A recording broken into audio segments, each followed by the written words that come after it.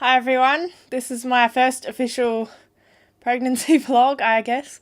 I've always wanted to do pregnancy vlogs ever since, years ago. I've been watching quite a few pregnancy channels for probably 2 years, I would say now. And yeah, it's one of my favourite things to watch. Pregnancy always intrigues me. Yeah, so here we are, my first pregnancy vlog. So I did already upload the video of when we found out we were pregnant about 2 months ago. That was on the 17th of May. Yeah, so before I get into that too much, I'll introduce a bit about me and stuff because you're probably wondering who I am. So my name's Jessica, obviously Townsend, hence Townsend family. I'm 24. I'm a singing teacher. I currently teach about 70 people. You kind of lose track when you're teaching that many. It is kind of the upper threshold for the job I'm in, for individual students and stuff like that, which they mostly are. I do a few duos and groups, but mostly individual. So I'm working every day pretty much except Sunday, which is one of the major reasons why I haven't been able to film until now.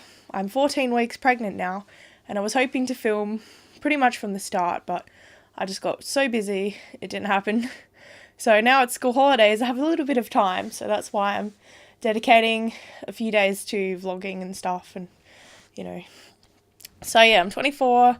I've been married to my husband, who wishes to remain anonymous, for I think we're nearly 3 years, 2.5, I think. And we've been together nearly 5 years.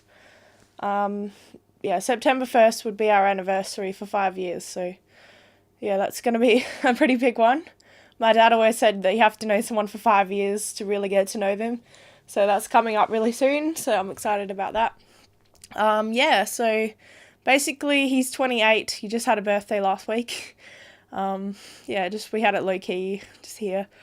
Anyway, we met, basically I'd just broken up with my ex, who I was only with for 2 weeks, really, no, sorry. About 3 months actually, but yeah, we'd been broken up for 2 weeks, and then I went on a dating site just to, I don't know, see how it went, I guess. It's pretty upset about it. And then this guy just kept hounding me and, bugging me and stuff. So I eventually decided, yeah, I may as well give him a go, But he was pretty persistent, and, he wanted to meet up, and I didn't normally meet up, pretty early. I mean, I've only been on, before that, I'd had, 2 boyfriends, I guess, one half boy, I don't know what you call it. We were dating, but we weren't going out, so it's weird. I had him, and then I had the other one, which was 3 months, didn't really go anywhere, and then 2 weeks break, and then this guy. So, yeah, we decided to meet at the Adelaide Botanical Gardens, and he took a picnic and stuff, but yeah, the date was pretty bad, to be honest. Didn't really like it. He had reduced section ham and Granny Smith apples, which always make my stomach ache and stuff, and he bought cordials and I had floaties in it and stuff, so I wasn't too impressed, but he just kept pushing online, and there was something about him that just intrigued me. So we kept chatting online, and I found out that his history was really, really deep, more than I ever thought it would be in a lot of ways. So basically I kept talking to him because he was an interesting person who I wanted to get to know. So yeah, we were dating for probably a year or a year and a half, and then we got engaged. So I moved out of my house, and then I moved to a share house. Basically, it was unreasonable to live in that house, so I moved out, and then I moved into a share house, which happened to be my then boyfriend, who was now my husband's, old room. And I lived there for 6 months. I hated it. The share house was horrible. And then I moved into where he was living, but separate rooms, of course, which is with another guy who eventually, about probably 6 months to a year later, decided to pack up and move in with his girlfriend. So then we got an offer that we really couldn't refuse, which was to have all of the contents that he had in the house for $1,000, which included like the couch, the washing machine, the fridge, the lawnmower, like anything that you could imagine, even cutlery, saucepans, etc., etc., etc. And so we took it, of course, and then a few months later, the landlord that we were living there said that she was going to renovate and we had to move out.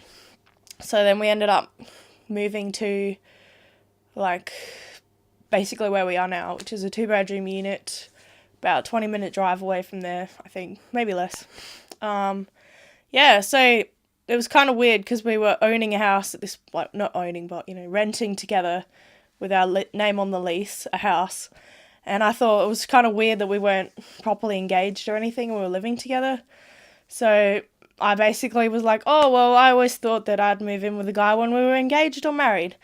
And so then he proposed to me, which I kind of didn't expect. I wanted it to happen, but I wasn't trying to ask for that. So then the next day he went out and got me a ring, which was a little bit small, but I wore it for like the whole year of engagement. And then we got married a year and a day after the engagement, which was kind of ironic, but it happened to work.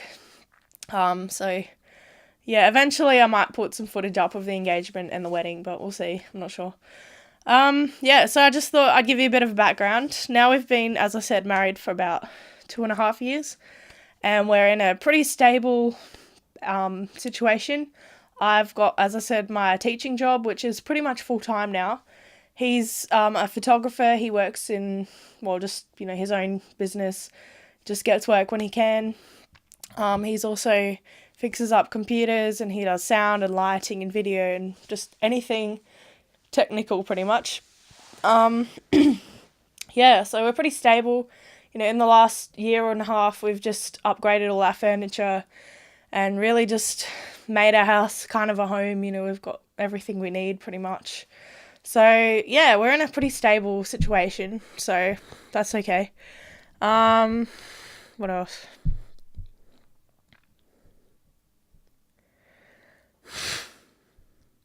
Oh, yeah, so I've kind of always wanted to have a baby. I always said, even when I was like 16 and younger, that I wanted to have a baby before I was 25.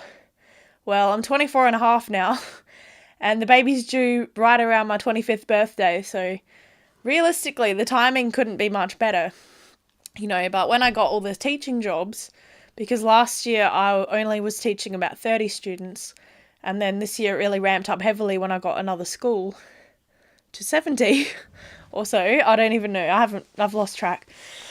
Yeah, then I decided that it probably wasn't the right time for a baby because I had too much work to do, which really upset me, and I really wanted to try anyway, so we weren't being as careful as we were. We used to only use condoms and abstinence, really, because I had a bad experience with the Implanon a few years ago where I gained like 30 kilos during that time with heavy exercise, like 4 hours walking a day and really strict diet, and I gained 30 kilos. So I had the Implanon out, and I didn't want anything since then.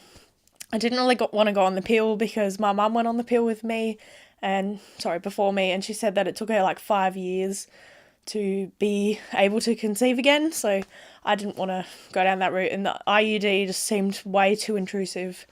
So yeah, and I didn't really like injections, so yeah, I just opted for condoms from that point.